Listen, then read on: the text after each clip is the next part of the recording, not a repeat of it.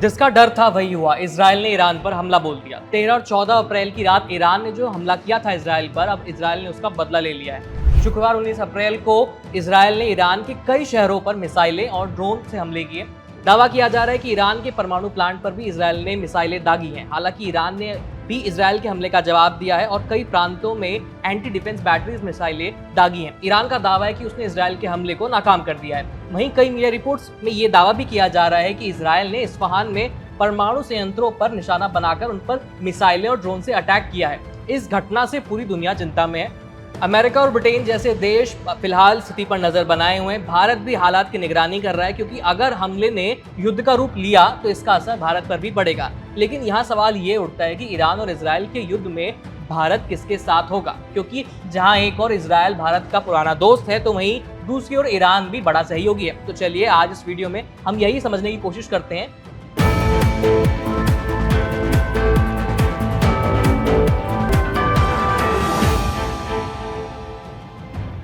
Israel और Iran लंबे समय से एक दूसरे के विरोधी रहे हैं, लेकिन दशकों की मेहनत से भारत ने इजराइल और ईरान दोनों ही देशों के साथ गहरे कूटनीतिक संबंध स्थापित किए। इसलिए अगर इजराइल और ईरान के बीच तनाव बढ़ता है तो भारत के लिए किसी एक को चुनना बेहद मुश्किल होगा और ये भारत के लिए एक रस्सी पे चलने जैसी स्थिति हो जाएगी। बात करें इजराइल की, तो इजराइल भारत का पुराना दोस्त है। खासतौर पर डिफेंस और सिक्योरिटी के क्षेत्र में दोनों देशों के बीच गहरे रणनीतिक संबंध हैं। अमेरिका, फ्रांस और रूस के साथ साथ इजराइल से भी भारत अपनी बड़ी मात्रा में हथियारों को आयात करता है और पिछले 10 सालों में दोनों देशों के संबंधों में सुधार भी देखा गया है। 2014 के बाद से नरेंद्र मोदी सरकार में भारत और इजराइल के संबंध न सिर्फ मजबूत हुए हैं बल्कि मुखर भी हुए हैं। यही वजह है कि पिछले साल 7 अक्टूबर को हमास के इजराइल पर हमले के बाद दोनों के बीच जो युद्ध शुरू हुआ उसमें भारत ने शुरुआती ही घंटों में इजराइल के लिए अपना समर्थन जाहिर कर दिया था। अब आपको ये बताते हैं कि ईरान के साथ हमारे संबंध कैसे हैं। ईरान और भारत के बीच भी मजबूत कूटनीतिक रिश्ते हैं। भारत और ईरान पाकिस्तान और अफगानिस्तान में पनपते आतंकवाद की जड़ों पर एक जैसी सोच रखते हैं। अफगानिस्तान में अल्पसंख्यकों के साथ तालिबान के बर्ताव पर भी दोनों देश चिंता जता चुके हैं। यही नहीं, ईरान लंबे समय से भारत के लिए कच्चे तेल का बड़ा सप्लायर भी रहा है, लेकिन अमेरिका के प्रतिबंधों की वजह से इस पर प्रभाव पड़ा है, जिसका नुकसान दोनों ही देशों को उठाना पड़ा है। यही नहीं, ईरान भारत के लिए इसलिए भी खास है क्योंकि भारत उसके बंदरगाह का इस्तेमाल करता है। दरअसल मध्य एशिया में निर्यात के लिए पाकिस्तान हमें रास्ता नहीं देता, इसलिए अफगानिस्तान और दूसरे खाड़ी देशों में इंपोर्ट एक्सपोर्ट का जरिया ईरान का चाबहार पोर्ट है। अगर युद्ध जैसी स्थिति बनती है तो भारत के लिए एक्सपोर्ट पर भी असर पड़ेगा। इस वक्त करीब 18,000 भारतीय इजराइल में रह रहे हैं, वहीं 5 से 10,000 भारतीय ईरान में रहते हैं। अगर दोनों देशों के बीच जंग छिड़ती है तो इन प्रवासी भारतीयों की सुरक्षा खतरे में पड़ जाएगी।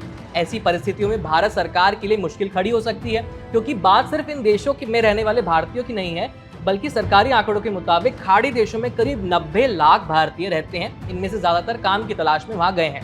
ईरान और इजराइल के बीच तनाव बढ़ा तो इसका असर सीधे सीधे इन 90 लाख प्रवासी भारतीयों पर पड़ेगा। पहले से चल रहे रूस यूक्रेन युद्ध की वजह से दुनिया भर के कई देश कच्चे तेल को लेकर परेशानी में पड़ गए हैं। भारत भी उनमें से एक था, लेकिन भारत ने यूरोप और अमेरिका की बात न मानते हुए अपने फायदे के लिए रूस से सस्ते दाम पर तेल का करार कर लिया, जिससे पेट्रोल और डीजल की सप्लाई और दाम दोनों ही प्रभावित नहीं हुए। लेकिन खाड़ी देशों से भारत करीब 80% तेल खरीदता है। अगर ऐसे में मिडिल ईस्ट में एक और युद्ध होता है तो कच्चे तेल की आपूर्ति भारत के लिए एक बड़ी चुनौती बन सकती है, क्योंकि तेल से सिर्फ गाड़ियां ही नहीं चलती बल्कि पूरी अर्थव्यवस्था चलती है। और जब जब पेट्रोल और डीजल के दाम बढ़ते हैं, इसे सीधे तौर पर महंगाई से जोड़ दिया जाता है। और अगर तेल के दाम बढ़े तो सब्जी, दूध, अनाज समेत लगभग हर चीज महंगी हो जाएगी। इन सब बातों को देखकर तो ऐसा ही लगता है कि अगर इजराइल और ईरान के बीच युद्ध हमला हुआ, अगर युद्ध का रूप लेता है तो भारत सीधे तौर पर किसी एक देश का साथ देने से बचेगा। इसके बजाय भारत दोनों देशों से मामले को शांति से निपटाने के लिए कहेगा, यानी इजराइल और ईरान पर भी भारत का स्टैंड कुछ वैसा ही होगा जैसा यूक्रेन और रूस के युद्ध में। खैर, इस खबर में इतना ही। तमाम अपडेट्स के लिए देखते रहिए बीपी लाइव।